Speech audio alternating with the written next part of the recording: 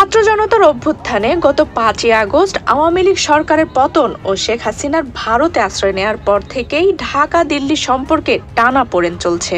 প্রথমে বাংলাদেশিদের জন্য ভিসা বন্ধ করে দেয় ভারত সরকার, এরপরে আবার সীমিত আকারে চিকিৎসা ও জরুরি ভিসা চালু করে। এছাড়াও সীমান্ত হত্যা ও সংখ্যালঘু নির্যাতনের অভিযোগ সহ নানা বিষয় নিয়ে দুই দেশের সম্পর্ক খুব স্বস্তির জায়গায় নেই। এত সব বিতর্কিত ইস্যুতে দুই দেশের 53 বছরের সম্পর্ক একেবারে তলানিতে এসে ঠেকেছে। এরই মধ্যে আগুনে ঘি ঢালার কাজ করছে আন্তর্জাতিক সীমান্ত আইন লঙ্ঘন করে ভারতের কাঁটাতারের বেড়া দেওয়ার চেষ্টা। যে অস্থিরতায় সীমান্ত রক্ষী বাহিনীর সঙ্গে যোগ হয়েছে দুই দেশের সীমান্তবর্তী জনগণও। 18 জানুয়ারি শনিবার আন্তর্জাতিক আইন লঙ্ঘন করে চাঁপাইনবাবগঞ্জের চৌকা সীমান্তে সাউন্ড গ্রেনেড নিক্ষেপ করেছে ভারতীয় সীমান্তরক্ষী বাহিনী বিএসএফ, এমনটাই অভিযোগ করেছে বিজিবি ও স্থানীয়রা। সাধারণত আন্তর্জাতিক সীমান্ত আইন অনুসারে সীমান্তের নো ম্যানস ল্যান্ডের 150 গজের মধ্যে কোনো স্থাপনা বা বেড়া নির্মাণ করার নিয়ম নেই। তেমনি সীমান্ত রেখা অতিক্রম করে প্রতিবেশী দেশের মানুষের উপর হামলা বা অস্ত্র গোলাবারুদ নিক্ষেপও আন্তর্জাতিক আইন সমর্থন করে না। তাহলে ভারত কেন বারবার আন্তর্জাতিক সীমান্ত আইনকে বৃদ্ধাঙ্গুলি দেখাচ্ছে? কোন রকম আইনের তোয়াক্কা না করে কেন ছুটছে টিয়ার শেল? এর প্রতিকারই বা কি? তেমনি সীমান্ত পরিস্থিতি উত্তপ্ত করে ভারত কি নতুন কোনো ফায়দা লুটতে চায়? এ প্রশ্নও এখন অনেকের। মূলত সাবেক প্রধানমন্ত্রী শেখ হাসিনা সরকারের পতনের পর ভারতের সীমান্ত দিয়ে হু হু করে দেশ ছেড়ে পালাতে থাকে আওয়ামী নেতা সহ দলের অনুসারীরা।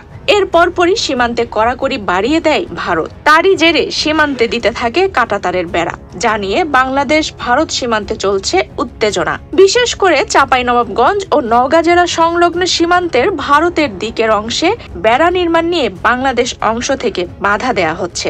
আর লালমনিরহাটের পাটগ্রাম উপজেলার দহগ্রামের সীমান্তে কয়েক দফায় বেড়া স্থাপনের চেষ্টা চালায় বিএসএফ, তবে বিজিবি সদস্যদের বাধার মুখে তা আর পারেনি। এসবের সমাধান হতে না হতেই 18 জানুয়ারি শনিবার চাঁপাইনবাবগঞ্জের শিবগঞ্জ উপজেলার চৌকা সীমান্তে গাছ কাটাকে কেন্দ্র করে আবারও উত্তেজনা দেখা দেয়। এছাড়া ভারতীয় অংশ থেকে বাংলাদেশিদের লক্ষ্য করে টিয়ার শেল ছোড়া হয়েছে বলে অভিযোগ করেছেন স্থানীয়রা। ইন্ডিয়ার জনগণ এবং বাংলাদেশের জনগণ এখন উত্তেজনা, তারা তাদের বোম মারছে, আর বাংলাদেশের লোক লাঠি হাইসা নিয়ে আছে, বিডিআরকে সহযোগিতা করছে। ভারতের পাবলিক বাংলাদেশে এসে বোরে বাগান, আম গাছ, ফসল পানি সবকিছু নষ্ট করে দেয়। ভারতের বিএসএফ নিজের হাতে ইট পাটকেল গ্যাস বাংলাদেশের উপর নিরপেক্ষ করে। বাড়িতে থাকি, আমি যখন পেঁয়াজ গাছছিলাম, আমার এক চাচা বলল কি ইন্ডিয়া আর চাইনা লেগে গেছে ইন্ডিয়ার ঘি। আমি করছি তাহলে তো বাচ্চা দেখে আমার দেশের কাজে কি যে আমার যে বিএনপি আমলে এটাতে কাজে লাগে, আমার দেশ যদি রক্ষা করতে হবে আমার দেশে এসে দেখছি তো ওরা কিন্তু টিএসএল বোম গুলি কিন্তু বিজেপিতে সব কিছু চালাইছে, বিএসএফ ইটকুল টিএসএল সবই চালাইছে। আমাদের বিজেপির একজনের আঙুল ফেটে গেছে। ভারত আমাদের উপরে অনেক অত্যাচার করছে। ভারত আমাদের গাছগুলো কেটে কেটে নিয়ে চলে যাচ্ছে। সীমান্তের বাসিন্দারা জানান, শূন্যরেখার পাশে বাংলাদেশের ভেতরের জমিতে ঘাস কাটতে গিয়েছিলেন দুইজন যুবক।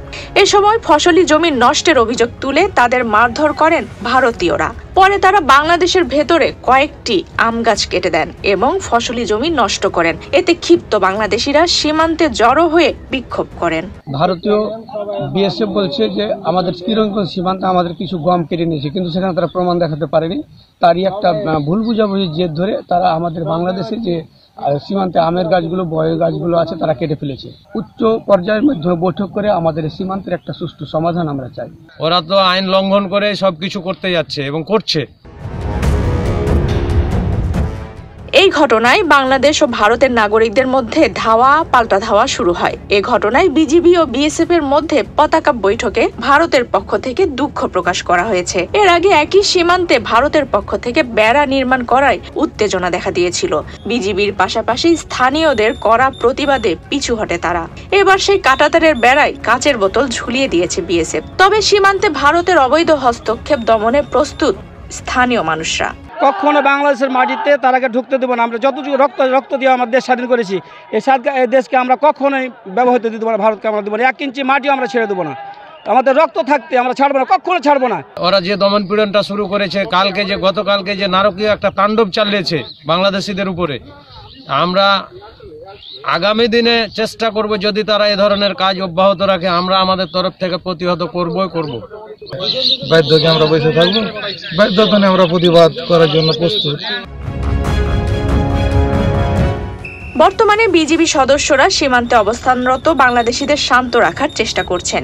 এছাড়াও সীমান্তে কোনো ধরনের অপ্রীতিকর পরিস্থিতি এড়াতে বাড়ানো হয়েছে বিজিবি টহল। আজকের পরিস্থিতি স্বাভাবিক, সীমান্তের পরিস্থিতি আমাদের আগে যেরকম নর্মাল ছিল, আমাদের দৈনন্দিন টহল কার্যক্রম যেভাবে আমরা পরিচালনা করতাম আজকে একইভাবে আমাদের দৈনন্দিন পেট্রোলিং আমরা পরিচালনা করছি বর্ডারে। ছোট্ট একটা বিষয়কে কেন্দ্র করে একটা বড় একটা অনাকাঙ্ক্ষিত ঘটনার সৃষ্টি হয়েছে। তো এই ধরনের পরিস্থিতি যেন ভবিষ্যতেও সৃষ্টি না হয় সেই জন্য আমরা এলাকার জনগণের সাথে আমরা কথা বলছি। আমরা প্রতিবাদ লিপি অফিসিয়ালি প্রতিবাদ লিপি আমাদের পক্ষ থেকে প্রেরণ করা হয়েছে এবং এই ব্যাপারে আমাদের বিজিবি হেডকোয়ার্টার সম্পূর্ণ দে আর কনসার্ন অ্যাবাউট ইট এবং তাদের পক্ষ থেকে এই ব্যাপারে ব্যবস্থা গ্রহণ করা হচ্ছে। আফসানা রিপা, বাংলাদেশ প্রতিদিন।